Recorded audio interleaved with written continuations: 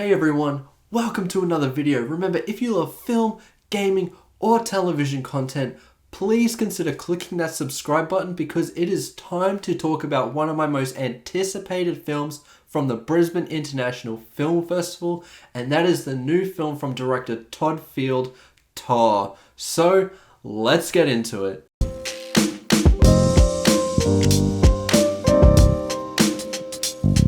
This film fascinated me in a lot of ways because it does a lot of things that don't attract me to a film. It's slower pace, and if you are familiar with this channel, you know that one thing that I consistently bitch about is long run times, and Tar has a whopping one at 2 hours and 38 minutes. But with all of that being present in Tar, I could not help but feel engaged throughout the whole film. And I think that was because the level of craft and talent behind this film is insane. Because in terms of pure direction and the level of the performances, it is truly one of the best of the year. There is no crazy loud style. The film is fairly quiet, but the framing that Field uses instantly draws you in and puts you on the film's wavelength pretty quickly. The first 3 scenes need to be at a very high quality, otherwise it would just fall apart. But the direction from Todd Field and the powerhouse performance from Cate Blanchett are unwavering in their quality, and therefore these scenes are uplifted. One of my favorite scenes is fairly early in the film, and it is around a 15-minute long take, and it sets the film up so well for its conclusion. It introduces you to the ideologies of the film and the mindset of the character, and presents very interesting discussion points that you don't normally see in a film, and I appreciate the hell out of that. The blocking, framing, and once again unwavering amount of quality from the performances and expertly crafted direction give this film so much life and gets you ready for whatever's coming next. Now, the main discussion points that I got out of this was the way that Todd Field presents cancel culture and the statements that are made to it. I think the next discussion point is more or less the stance that Field may be wanting to take. I'm not 100% sure because this is the type of film that you need to see a couple of times before everything starts sinking in.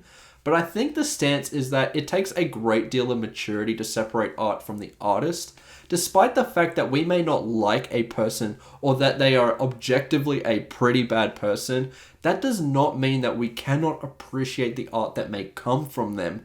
We can look at it by itself without giving attention to the person, and because of that, we can judge pieces of art accordingly. I do mainly feel that for most of the film's runtime, Phil doesn't want to definitively make a statement. He mainly wants to inspire a dialogue from the audience, and I really appreciate that. Instead of giving you a strong impression of the director's view, he humbles himself enough to put the conversation in our hands by interpreting these scenes ourselves. It's so nice that in a world full of people screaming opinions, and this may come off a little hypocritical from myself as someone who is now reviewing movies on YouTube, but it's nice to see that someone is not screaming their opinion or things at us, but would rather respectfully start a conversation, and that's maybe one of the biggest things I took away from Tar. Now, without spoiling the film, and if you are really sensitive to even the slightest thing, I would skip ahead maybe 20 seconds.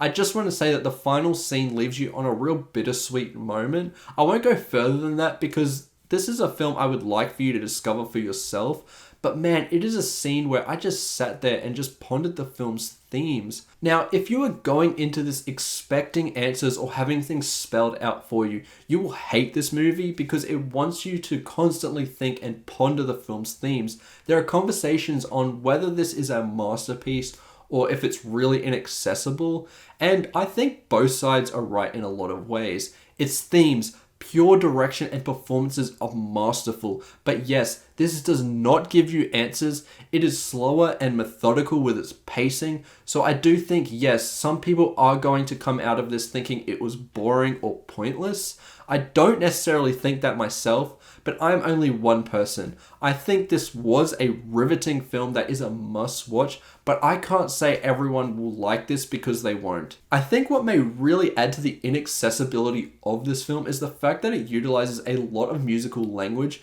and references the history of some musicians. I think when it goes a little too hard into that, I got completely lost at times. And I think a lot of people will have trouble with some of that language unless they are really familiar with music. Which, speaking of music, this barely has a score, but when it uses sounds and little elements of a score, it is effective and creates a massive sense of atmosphere. When music is used in this, it is booming and adds so much to these scenes where Tara is conducting. A lot of these sequences, I think Cate Blanchett and Todd Field really shine. This is where her performance is a lot more physical and she is indistinguishable from an elite conductor. There is one scene in particular where only her hand is in the frame and the sync she has with the musicians is flawless and adds to the craft of the whole thing. In terms of supporting performances, they add to the film's quality so much. I really like seeing Nomi Milland in this as a fan of Portrait of a Lady on Fire, and to see her work alongside a top form Cate Blanchett. Her character is used very cleverly and she hits on those high moments when she needs to. Correct me if I'm wrong, but I think that this may be her first English speaking role, which was strange for me to hear because all of her performances I have seen are wholly in French. But I really have to commend the fact that she can nail this performance that isn't even in her native language. Now, as per the title of this video, Tar is definitely coming for the Oscars. This has the vibe of a Best Picture winning film as the craft is just so overwhelming. The tone is also one that I think Oscar voters could really resonate with. I can definitely see nominations for Best Picture, Best Director, Best Screenplay, Best Actress, and I wouldn't be mad if this saw nominations in technical categories like cinematography, production design, editing, and sound because it is well crafted in all those elements as well. I can see how Cate Blanchett can win her third Oscar here. She is definitely up there on my list. For me, it's between her and Michelle Yeoh for the win, and this is a serious contender for Best Picture.